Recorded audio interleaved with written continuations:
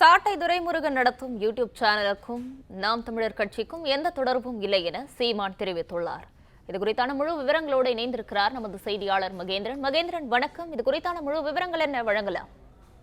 நாம் தமிழர் கட்சியின் கொள்கை பரப்பு செயலாளராக உள்ள சாட்டை துரைமுருகன் யூடியூப் தளம் ஒன்றை நடத்தி வருகிறார். சாட்டை என்கிற பெயரில் நடத்தி வரக்கூடிய அந்த யூடியூப் தளத்தில் கட்சி சம்பந்தப்பட்ட பல்வேறு காணொலிகளையும் கட்சி சம்பந்தப்பட்ட பல்வேறு நிகழ்வுகளையும் வெளியிடுகிறார். இதற்கு தற்பொழுது ஒரு அறிக்கையானது நாம் தமிழர் கட்சி சார்பில் வெளியிடப்பட்டிருக்கிறது. குறிப்பாக நாம் தமிழர் கட்சிக்கும் சாட்டை துரைமுருகன் அவருடைய யூடியூப் தளத்தில் வெளியிடக்கூடிய அவரது கருத்துக்களுக்கும் எந்த சம்பந்தமும் இல்லை என்று சீமான் ஒரு அறிக்கை ஒன்றை வெளியிட்டிருக்கிறார்.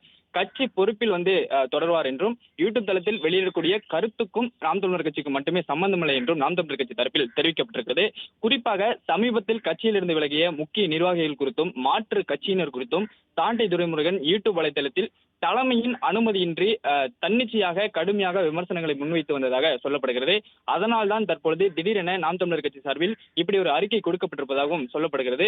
அவர் சாட்டை துரைமுருகன் நடத்தக்கூடிய சாட்டை யூடியூப் தளத்துக்கும் நாம் தமிழர் கட்சிக்கும் எந்த சம்பந்தமும் இல்லை. அதில் வெளியிடக்கூடிய கருத்துக்களுக்கு நாம் தமிழர் கட்சி எந்த வகையிலும் பொறுப்பாகாது என்று சீமான் தற்பொழுது அறிக்கை வெளியிட்டிருக்கிறார்.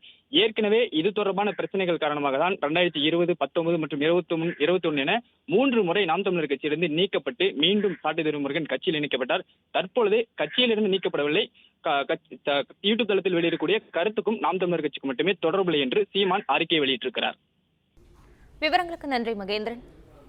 பிளே ஸ்டோர் மற்றும் ஆப் ஸ்டோரில் இருந்து பாலிமர் செயலியை QR கோடு மூலம் பதிவிறக்கம் செய்யுங்கள். செய்திகளை உடனுக்குடன் பெறுங்கள்.